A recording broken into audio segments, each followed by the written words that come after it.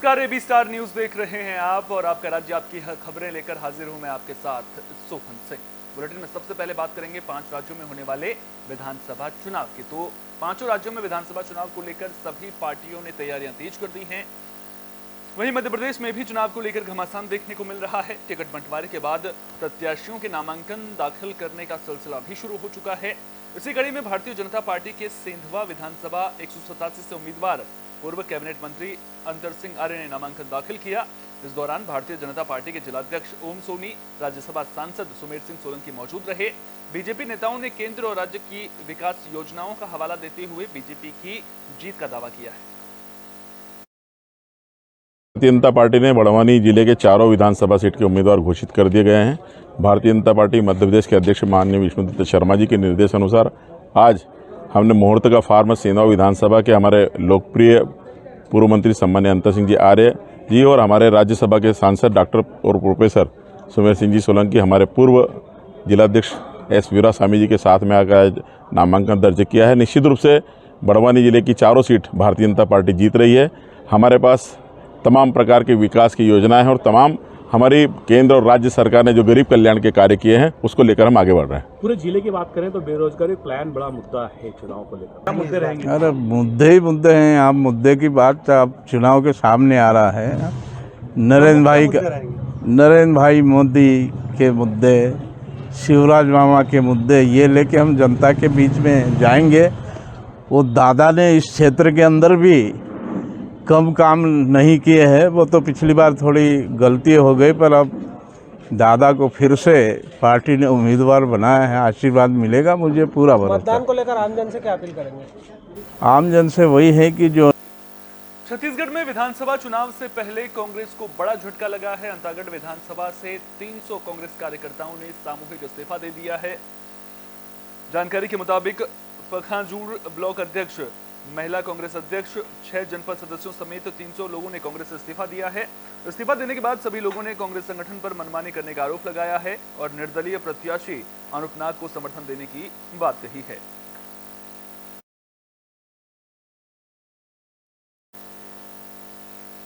तो विधानसभा चुनाव को लेकर खूब गहमा गहमी देखने को मिल रही है। उम्मीदवार भी जनता के बीच पहुंचकर वोट अपील करते हुए नजर आ रहे हैं। इसी कड़ी में रायपुर से विधायक विकास उपाध्याय भी एक्शन मोड में हैं। वीर शिवाजी वार्ड, खमरतराई और शिवानंद नगर में मॉर्निंग वॉक और योगा कार्यक्रम समेत घर घर जाकर पश्चिम विधानसभा के सभी लोगों से मुलाकात कर रहे हैं।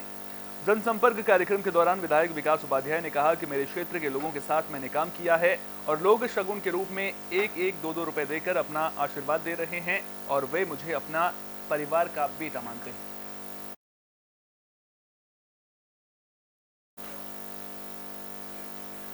छत्तीसगढ़ के युवा कार्यकर्ताओं पर और जो युवा नेता हैं उनके साथ साथ जो नए वोटर हैं उन पर कांग्रेस की नजर है। आपको बता दें कि छत्तीसगढ़ के युवा मतदाताओं के लिए प्रदेश कांग्रेस की ओर से मैराथन का आयोजन किया जाएगा। बता दें कि विधानसभा चुनाव में पहली बार वोट देने वाले लोगों की संख्या करीब 18 लाख है, जिन्हें प्रेरित करने के लिए मैराथन का आयोजन किया जा रहा है।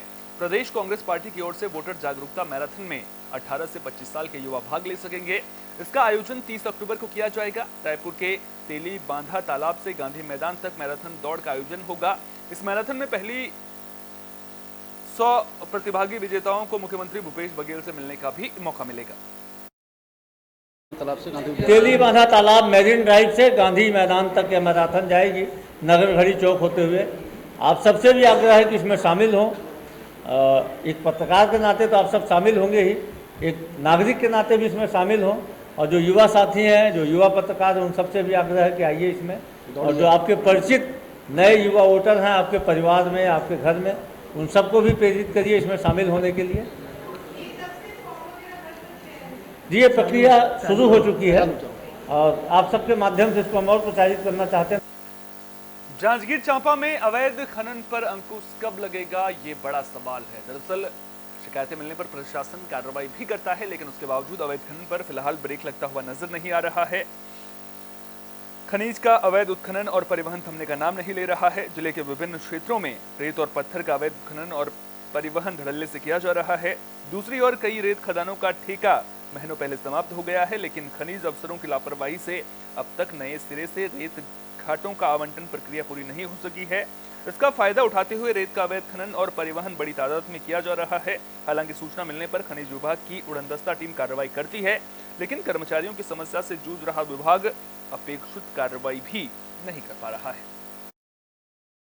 इसमें विगत इस माह में हमने 2-3 तारीख को हमने करीब 22 गाड़ियों का कार्रवाई किया था। उसके बाद फिर बीच में 12-13 तारीख को और 17 वाहनों पर कार्रवाई किया है और अभी फिर से हमने 11 वाहनों पर रोकथाम के लिए कार्रवाई किया गया है। और इसके अतिरिक्त हम लोग नवीन रेत खदान स्वीकृत करने का पूरा तैयारी किया जा रहा है, जिसमें पूरे खदान स्वीकृत हो जाने के बाद संचालित करने से किसी प्रकार की कोई बिना अवैध की समस्या बंद हो जाएगी। सर, ये जो बलौदा तरफ जो है, उसमें बलौदा रोड में लगभग कम से कम दिन भर में कम से कम 100 गाड़ी रेत अवैध खनन चल रहा है, उस पर कार्रवाई कब तक होगी सर? जैसे कार्रवाई निरंतर टीम हमारे पास एक उपलब्ध है खनिज उड़नदस्ता दल में, जिसमें एक इंस्पेक्टर, एक सुपरवाइजर और 2 सिपाही हैं। उनके द्वारा समय समय पर कार्रवाई किया जा रहा है। इसमें विगत इस माह में हमने तो छत्तीसगढ़ में विधानसभा चुनाव होने हैं, जिसको लेकर पुलिस और प्रशासन अलर्ट मोड में नजर आ रहा है। लगातार कार्रवाई भी देखने को मिल रही है। इसी कड़ी में रायपुर के पुलिस महानिरीक्षक शेख आरिफ हुसैन गरियाबंद पहुंचे और मतदान को लेकर सुरक्षा व्यवस्था का जायजा लिया। साथ ही पुलिसकर्मियों को जरूरी दिशा निर्देश भी दिए। चर्चा के दौरान गरियाबंद पुलिस कप्तान जिले के अति नक्सल संवेदनशील एवं सामान्य मतदान केंद्रों के बारे में जानकारी देते हुए नजर आए हैं। तो लगातार तैयारियां की जा रही हैं, विधानसभा चुनाव में किसी तरह की कोर कसर न छूटे। छत्तीसगढ़ के कई इलाके नक्सल प्रभावित हैं, जहां पर अमूमन नक्सलियों के हमलों की खबरें भी लगातार सामने आती रहती हैं। लिहाजा प्रशासन पूरी तरह से चौकस नजर आ रहा है। लगातार तैयारियों का जायजा लिया जा रहा है।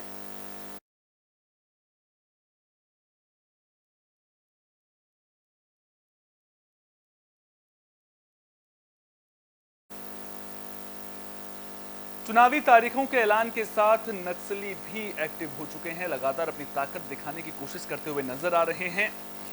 इसी कड़ी में नक्सलियों ने बीजापुर में नेशनल हाईवे पर आगजनी और आईईडी ब्लास्ट किया। साथ ही यात्री बस को रोककर बैनर भी लगाया। बता दें कि बड़देरा के पास नेशनल हाईवे पर नक्सलियों ने फायरिंग भी की। नक्सली नेता नागेश पदम की मुठभेड़ में मारे जाने के बाद नक्सलियों ने 26 अक्टूबर को बीजापुर बंद भी बुलाया था।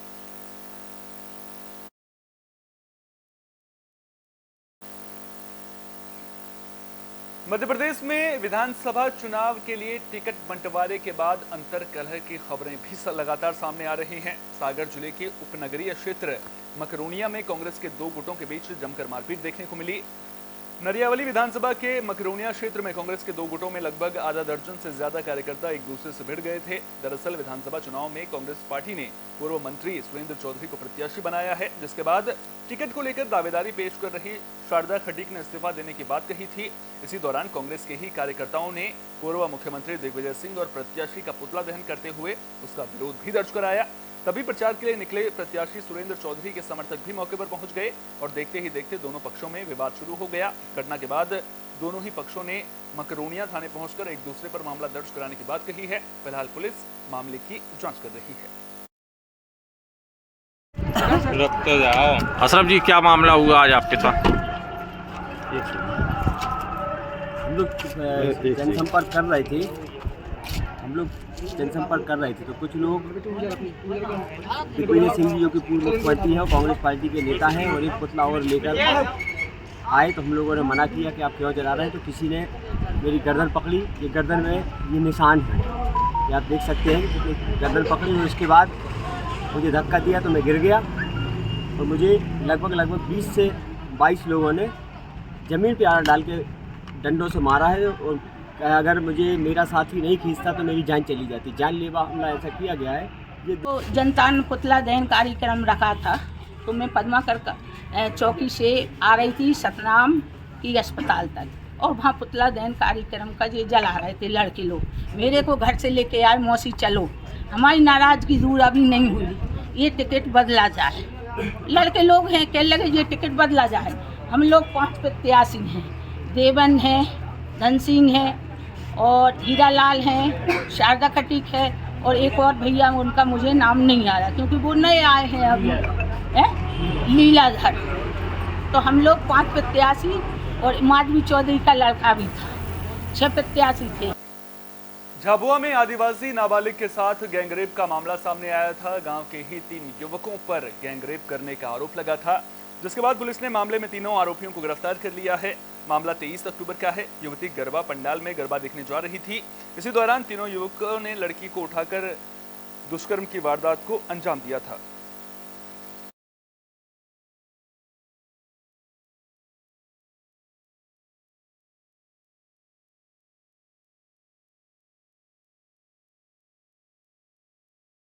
दुष्कर्म का घटना का मामला सामने आया था, उसमें क्या था? दिनांक 24/10/23 को पीड़िता द्वारा रिपोर्ट की थी कि पल्लू पिता टीटिया बाबोर निवासी डेबर द्वारा उसके साथ दुष्कर्म किया गया है। उक्त आरोपी की तलाश के दौरान पता चला कि आरोपी डेबर में 12 बोर का कट्टा लेके लोगों को डराता धमकाते देखा गया था। मुखबिर सूचना मिलने पर तभी देके उक्त आरोपी को पकड़ा, जिसे पूछताछ करते। बुलेटिन के आखिर में बात यमुनानगर की भी कर लेते हैं, जहां घर में घुसकर हमला करने का मामला सामने आया है। मामला जैतपुर गांव का है। जानकारी के मुताबिक महिला मसरूफ घर में खाना बना रही थी। इसी दौरान खेत पर कब्जा करने की नीयत से घुसे करीब 50 लोगों ने हथियार के साथ हमला कर दिया था और घर पर आग लगा दी थी। देखते ही देखते आग ने विकराल रूप धारण कर लिया और घर में रखा सामान जलकर राख हो गया। महिला और बच्चों ने किसी तरह घर से बाहर निकलकर अपनी जान बचाई। आसपास के लोगों ने कड़ी मशक्कत के बाद आग पर काबू पाया। महिला ने मामले की शिकायत पुलिस से की है, इंसाफ की गुहार लगाई है। देखिए, एक डायल 112 से एक इवेंट प्राप्त हुआ था कि भी ऐसे ऐसे करके गांव जैतपुर में एक मकान को नहीं, मकान के पीछे चैन टाइप थी, उसमें आग लगा दी गई है। तो मौके पर जाके जैसे देखा गया तो इनका मामला दो पक्षों का है। इस्लाम सन ऑफ लालदीन जैतपुर और ये गुलजार है जैतपुर का ही। इनका किसी ज़मीन को लेकर कोर्ट केस चला हुआ है।